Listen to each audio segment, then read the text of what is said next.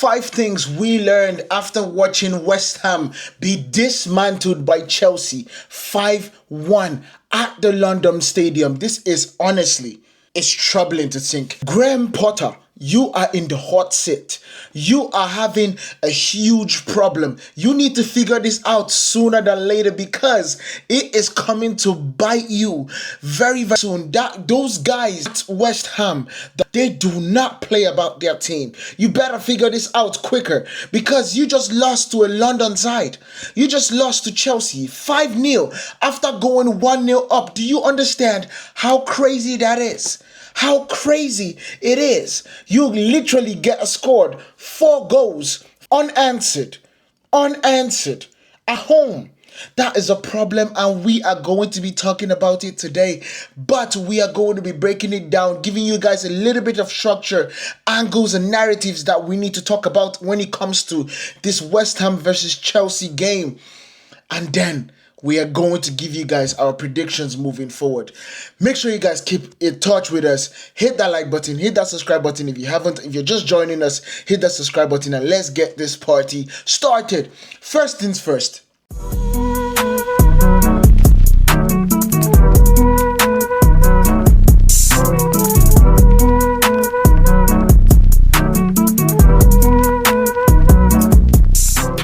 Luka Paquetá. He is a talented player, and what a way for us to be able to enjoy him back on the pitch because he was going to be facing he was caught betting. Now he has been cleared of all charges and he's back playing football, and every single person loves this, especially the West Ham fans. But the entire West Ham team did not settle on his will to win the game because he absolutely scored that goal out of nothing. Now, first things first, we have to look at the resilience of the champions in waiting. You understand? Because Chelsea at this point are just ridiculously talented. Chelsea were rocked before kickoff. Cole Palmer injured in the warm-ups and then considering a wonder goal within 6 minutes of the game starting. And then you look at the lesser side basically crumbling in chaos. Chelsea did not blink. They stuck to Maresca's plan, controlled the game over 60% of possession and turned the game around on its head within 20 minutes. This was the mental steel that Chelsea has absolutely got based on how much they have won lately. The kind you see title contenders, the kind that stays, the kind that honestly says, we bend but we do not break. That's what Chelsea has absolutely been able to show, basically mentally. They lost Cole Palmer in the warm-ups. They got to go down in 6 minutes. And all of a sudden, they wake up. All of a sudden, they're like, nah, we are Chelsea. Nah, we are the Blues. Nah, we are the Lions. Wake up. And that's it. And they're signing of the summer. This is the signing of the summer in my mind. Joao Pedro, the conductor of chaos himself. 1 goal, 2 assists, constant movement between the lines. That is definitely the impact that he brings. He does not stay one place. He honestly just floats and goes to places that he knows the ball is going to come.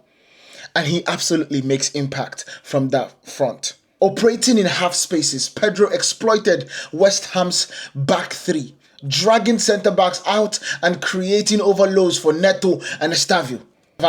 Stavio. I think he pronounced it in the start of the season. Stavio. They have literally signed a finisher. He became the architect. Every time he touched the ball, West Ham defense were warped. Every single time he touches the ball, the West Ham defense just did not know how to handle Joao Pedro. They just didn't. And what was absolutely devastating more than even Joao Pedro, is the set piece absolutely supremacy that they had. Bro, Chelsea dominated West Ham on set pieces throughout. I think they scored 4 goals via set pieces. That is definitely Chelsea's new weapon. Let me tell you, we complained about Arsenal last weekend, that all they do is Stoke FC. Chelsea are not only playing football, but they are punishing people with their set pieces now. That's how crazy things are getting. The analysis about this situation is that it's not luck. It is all design. Cucurella's near post flick, Pedro's recycled deliveries, Chalobah's predatory instincts show a rehearsed, multi-layered set-piece playbook. That's something that we have seen Chelsea start every single game lately. When they get a corner kick, Cucurella is in the front post. You absolutely see it. Joao Pedro, Chalobah.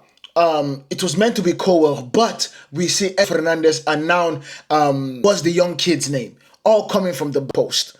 The goal is basically you get a flick from the front post. It makes it a lot harder for the defense to be able to read where it's coming, especially because that attacker is running towards the ball. So they are going to get a leap better than the defense that is on the back foot watching to react instead of being proactive.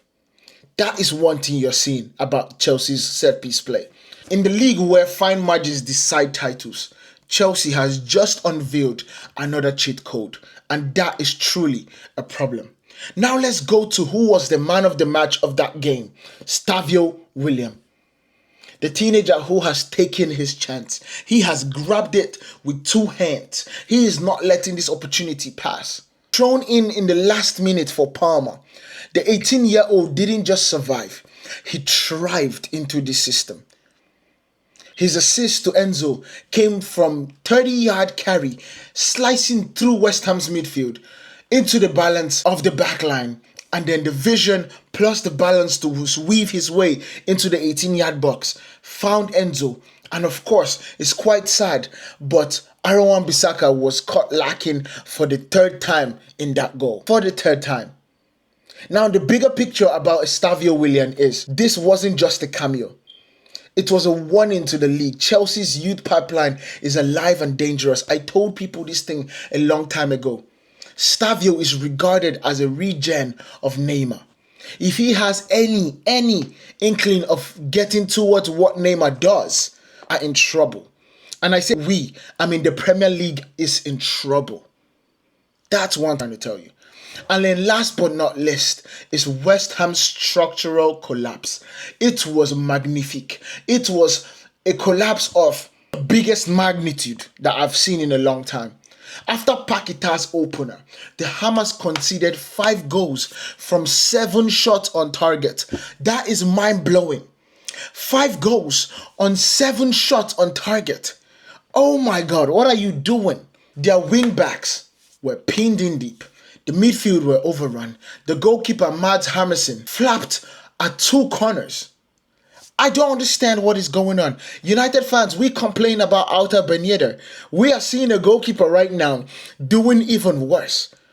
That goal that Caicedo scored, you got 2 hands to it. It is easy, 2 hands to it. You can either catch it or you could punch it out. You see that? You punch it out. You don't do like as a cheerleader. Come on, you punch that stuff out of your 18-yard box. You do not let it land in a danger area where Caicedo will be able to pounce. But this is not, I think he's a new goalkeeper into the Premier League, and it's something that would definitely take time for him to understand and for him to master. So I'm not going to really beat on him about this. Why? He just got to do better. You understand? This was a really bad day for West Ham. It was a blueprint for how to dismantle them. Every Premier League analyst will be taking notes on this situation. And one thing is for sure. Fulham, Sunderland, Burnley, Leeds, all these teams coming back from relegation and struggling in the start of the season are all circling West Ham for them to be able to do the same thing. And they cannot allow this. West Ham cannot allow this. Graham Potter cannot allow this. He is too good of a manager for him to be able to let this go. He needs to figure it out, and he needs to figure it out ASAP. From early panic to total control, Chelsea didn't just win. They announced themselves. If this is the standard, the rest of the league should be very, very afraid. Anyway, let me know what you guys think about this down in the comment. Make sure you guys hit that like button, hit that follow button. I'll see you in the next one. Peace.